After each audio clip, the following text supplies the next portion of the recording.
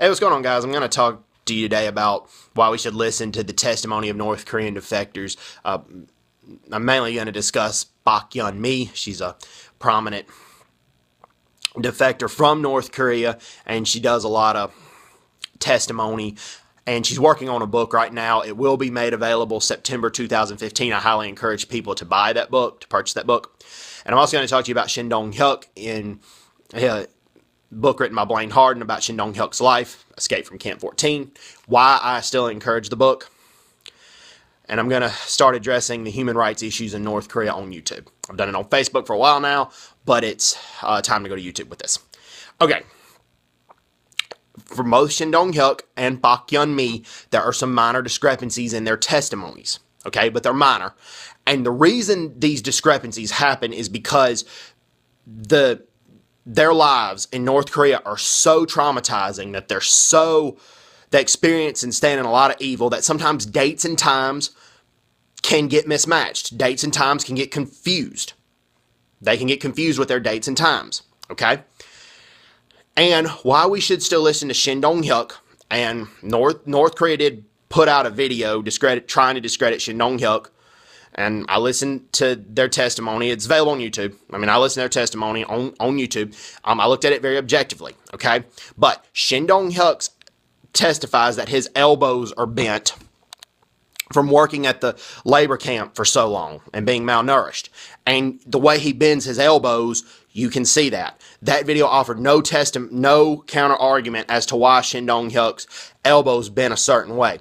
Also, they did not notice the marks on his ankle. They did not mention that. The marks on his ankle from the shackles. And why they cuffed him in shackles by his ankles is because they hung him upside down and burned him.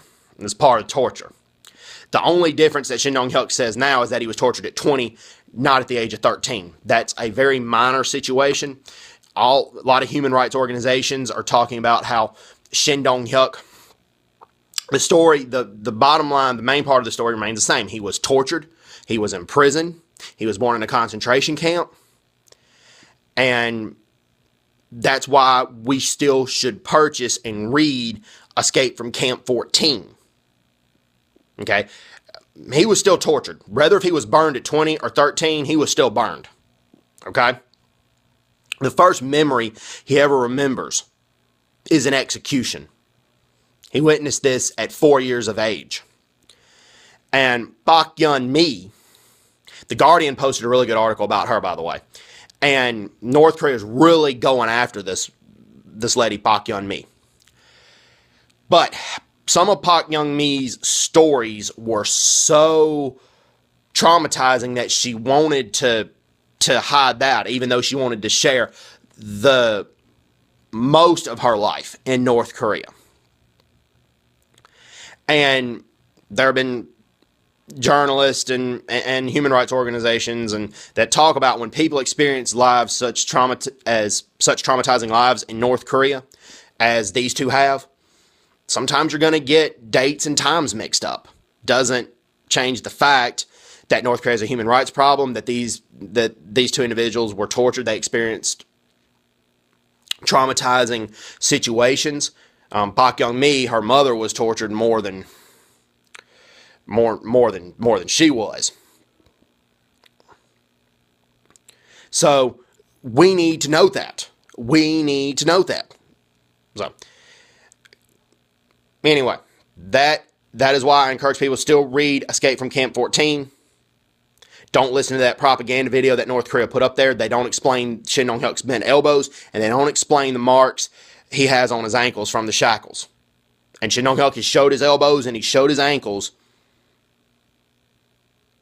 I mean, he showed them on the internet. And two people. Like, on video. Oh, listen to these defectors. Take their word for it. Anyway, hope everybody's doing well. Take care, and God bless, and just pray each day that you don't have to live in a country like North Korea that has severe human rights problems where you're going to be tortured. So hope everybody's doing well. Take care. God bless, and bye-bye. Bye-bye.